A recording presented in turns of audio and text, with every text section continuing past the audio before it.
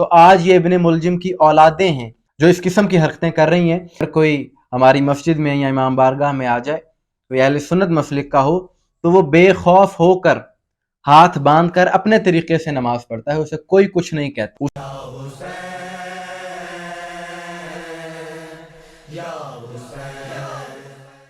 بسم اللہ الرحمن الرحیم، السلام علیکم مومنین اکرام، امید ہے آپ سب خیر و عافیت سے ہوں گے۔ کہا جاتا ہے اکثر کہ ماہ مبارکہ رمضان میں شیطان قید ہو جاتا ہے، اسے بند کر دیا جاتا ہے، لیکن یہاں پر کچھ انسان نما شیطان ہیں کہ جو اپنی ابلیسیت، اپنی شیطانیت ماہ رمضان میں پھیلانے سے بھی باز نہیں آتے اور بغض اہل بیت کی صورت میں اپنی ابلیسیت یہ ظاہر کرتے ہیں۔ در حقیقت انہیں بغض، انہیں تکلیف ذکر اہل بیت سے ہوتا ہے۔ جو شخص اہل بیت کا ذکر کرتا ہے وہ بھی ان کا دشمن ہے، اور جس جگہ پر اہل بیت کا ذکر کیا جاتا ہے یہ لوگ اس جگہ کے بھی مخالف ہیں، اس قدر یہ بدبخت ہیں۔ اور اگر کہا جائے کہ یہ کسی ایک مخصوص فرقے سے ہیں تو میں کہوں گا یہ انسان کہلانے کے بھی قابل نہیں ہے۔ فرقے تو دور کی بات ہے، کسی فرقے کے ساتھ انہیں منسوب کرنا اس فرقے کی توہین ہوگی۔ گزشتہ رات 21 مارچ 2024 کراچی کے علاقے سادات کالونی ڈریگ روڈ پر ایک مسجد و امام بارگاہ پر کچھ تکفیریوں کی جانب سے حملہ کیا گیا، جس کے نتیجے میں ایک مومن وہاں پر زخمی ہوا۔ یہ تو شکر ہے کہ وہاں کی انتظامیہ نے فوری طور پر جوابی کارروائی کی، جس کے نتیجے میں بڑا نقصان نہیں ہو سکا، لیکن ان کا مقصد تو یہی تھا۔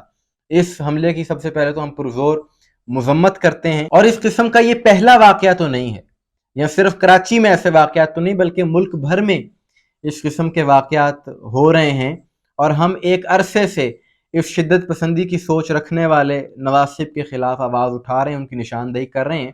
لیکن افسوس اس وقت ہوتا ہے کہ جب ایسے عناصر کے خلاف قانونی طور پر اس انداز میں کارروائی نہیں کی جاتی جس طرح ہونی چاہیے، کہ اس قسم کی گفتگو کرنے والے مولوی کے جو قانون کو اپنے ہاتھ میں لینے کا کہتے ہیں، سر عام وہ ایسی باتیں کرتے ہیں لیکن انہیں روکا نہیں جاتا۔ کراچی ہو، گلگت ہو، پارا چنار ہو، کوئٹہ ہو، پنجاب ہو، الغرض ہر جگہ پر جہاں پر بھی فرقہ واریت پائی جاتی ہے وہاں پر مسئلہ ایک ہی ہے کہ یہ تکفیری ٹولہ، یہ شدت پسندی کی سوچ ایک گروہ میں پائی جاتی ہے۔ یہ نواسب ہیں اور یہ حسینیوں کے دشمن ہیں۔ حسین کا ذکر کرنے والوں کو یہ لوگ نشانہ بناتے ہیں، مسجدوں پر حملے کرتے ہیں، امام بارگاہوں پر حملے کرتے ہیں۔ در حقیقت یہ ابن ملجم کی سنت کو زندہ کر رہے ہیں کہ ابن ملجم نے جو مولا علی علیہ السلام پر مسجد میں وار کیا تھا، مسجد میں حملہ کیا تھا، تو آج یہ ابن ملجم کی اولادیں ہیں جو اس قسم کی حرکتیں کر رہی ہیں، اور وہ لعین تو مولا علی علیہ السلام کا دشمن تھا، اور آج یہ جو بدبخت ہیں یہ مولا علی علیہ السلام کے چاہنے والوں کے دشمن ہیں، ان کا نام لینے والوں کے دشمن ہیں۔ ان کے دلوں میں بغض اہل بیت پایا جاتا ہے، اور آپ نے کبھی غور کیا ہے کہ یہ اس قسم کی حرکتیں کیوں کرتے ہیں؟ در حقیقت ان کو تکلیف نام علی سے ہے۔ شیعہ مساجد کی یہ مخالفت اس لیے کرتے ہیں کہ جب وہاں پر آذان ہوتی ہے تو آذان میں مولا علی علیہ السلام کا نام لیا جاتا ہے، وہ نام ان سے برداشت نہیں ہوتا۔ جب مولا علی علیہ السلام کی ولایت کا اعلان کیا جاتا ہے وہ اعلان ان سے برداشت نہیں ہوتا، اور کئی جگہوں پر یہ نواسب کوششیں کر رہے ہیں کہ کسی طریقے سے شیعہ مساجد پر پابندی لگا دیں، اس اذان کو روک لیں۔ اس پر ہم نے کئی ویڈیوز کی ہیں، ہری پور میں، خیبر پختونخوا میں، کئی جگہوں پر ایسے واقعات ہو چکے ہیں، لیکن یہ ہمیشہ ناکام رہے تھے، ناکام ہی رہیں گے۔ اور میں نے کہا کرتا ہوں کہ تمہارا باپ یزید نہیں اس ذکر کو روک سکا، اس نام کو دبا سکا، تو آج تم کیسے نام علی کو دبا سکتے ہو؟ جتنی مرضی تم کوششیں کر لو، جتنے مرضی طاقت کا استعمال کر لو، جتنے مرضی فتوے دے لو، یہ کام تمہارے بس کا نہیں ہے۔